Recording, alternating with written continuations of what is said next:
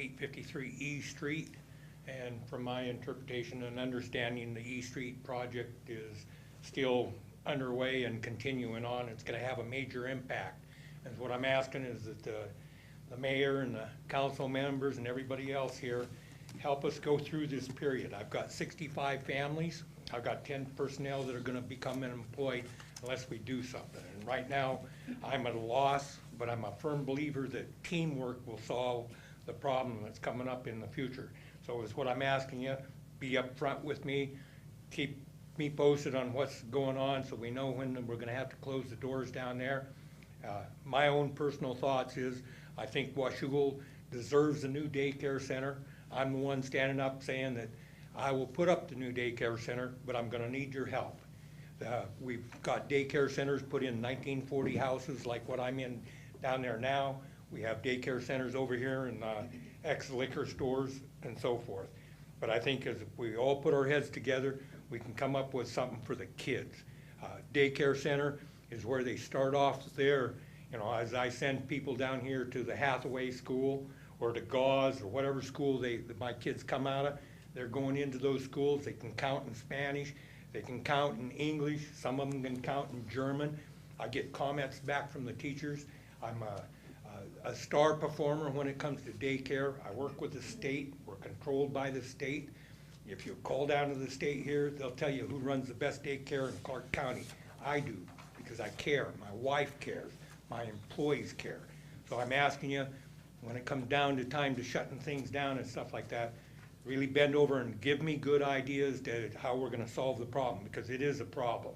It's not just closing up and tearing up asphalt. The second thing I want to say to you, today I had the pleasure of attending a meeting up at the Bangor Naval Base up there where they have the submarines. I've been retired for 23 years. It's a pleasure for me when somebody picks up the phone and calls me and says, "Hey, can you come up here and hold this ceremony for us?" Well, I held a ceremony today, and it was a pleasure to swear a young man into the Navy as a nuclear powered person. But one thing that I wanted to say to you folks down here, while I was at that meeting, there was a lot of people there, a lot of big shots there. And at least 10 people walked up and asked about the conduct of what goes on in this building, all right? So people are watching. I didn't answer their questions because I don't have the answer where the other mayor is or where so-and-so forth is. But it's pretty obvious that everybody in the world knows that there was problems down here. Because some of the people that asked me had flown in from Washington, D.C., from where they work at in the White House, okay? So everybody's watching. We all got to set examples, all right? That's all I have to say. Thank you, Mr. Neal. Other members of the public wishing to speak? Yes, Michael.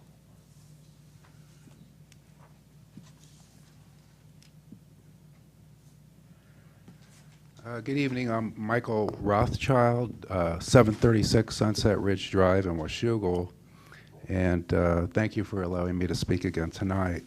First, I'd just like to quickly congratulate Harvey on his new post with the City Commission, and I hope he does very well there. He's happy there.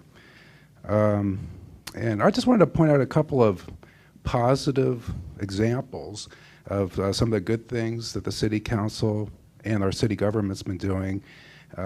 As you know, I've had some disagreements, such as the E Street project that we heard from just a couple minutes ago, and I had problems with that. But a lot of things have been coming out of the city government, and I include the other city workers, like the people to my right. I'm, very impressed with actually all of you.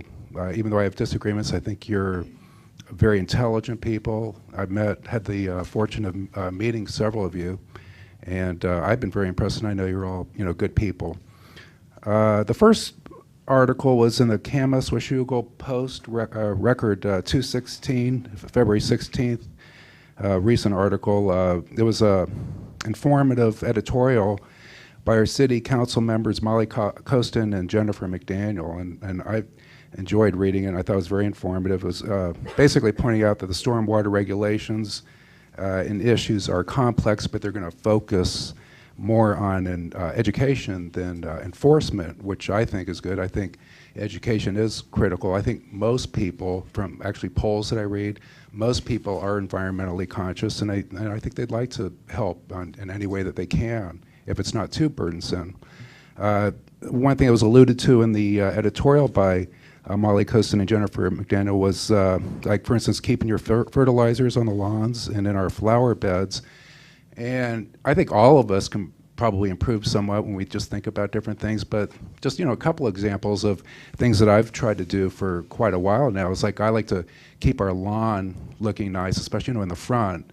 And first of all, when I put the fertilizer on the lawn, I'll just take an extra few minutes at the end and get out a broom and just sweep off the sidewalks and the walkways and the driveway and get it back on the lawn. You know, I'm not paying for the fertilizer to put it out there anyway, you know, on the street and so forth, and it just causes problems with the environment, the runoff. That just takes a few minutes, and it's just some, you know, light exercise, and saves a little bit of money, because that's, you know, again, I save on the fertilizer too.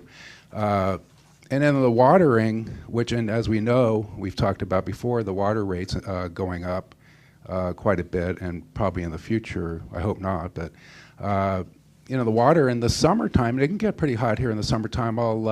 We have automatic sprinklers, so I just set them for 5 minutes in the front, and they come on early in the morning, so it doesn't evaporate right away, and that's sufficient. The lawn looks pretty good. You know, I have to admit, I don't want to brag about it. In the back, we just have it on for 5 minutes every other day in the planter, and that seems sufficient. Everything looks fine. I think a lot of people, unfortunately, just, you know, water too much, and it just wastes. It makes more runoff. It's more expensive for the people. There's really no advantage to using an excessive amount of water. So there are things I think all of us can do. A lot of it's just, you know, I think a lot of it's just like most things, you know, common sense. Anyway, the second article is from February 28th, which of course was just yesterday, and maybe some of you were able to read this article. It's out of the Columbia newspaper, and it's just titled, "Washougal Playing to Its Strong Suit."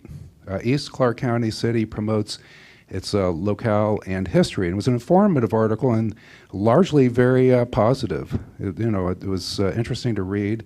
They point out the Steigerwald Lake National Wildlife Refuge, which would, barely rate at a glance from drivers on State Highway 14, underwent a $1.7 million makeover to make it as enticing to humans as it is to thousands of waterfowl, innumerable throngs of wildlife, and more than 200 bird species.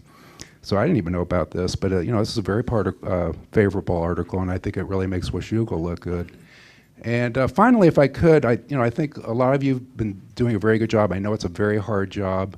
I'm sure it is. And but I'd like to point out one member, not our newest member, one of our newest members. That's Michael Delavar. And I'd just like to say I've been watching him at the meetings, and watching all of you, but observing and articles I've read. I've had a very favorable opinion of the job that he's done, and I know it must be very hard coming in. As publicly stated, he's a full-time pilot. He has a family. I don't know how he does it all. And I know he's done his homework on a lot of these issues just from reading articles and watching him here. And I've been very impressed, and you know, I don't even know how he does it all with all those responsibilities. One thing I liked particularly is he, especially more towards when he started out as a city council member, he's not too arrogant or too proud, I should say, to actually ask questions publicly right here. And I like that. I tend to like to ask questions too. Some people think, you know, a little bit too much, but I've been very impressed with him particularly, and actually all of you have done overall a very good job. And that's really about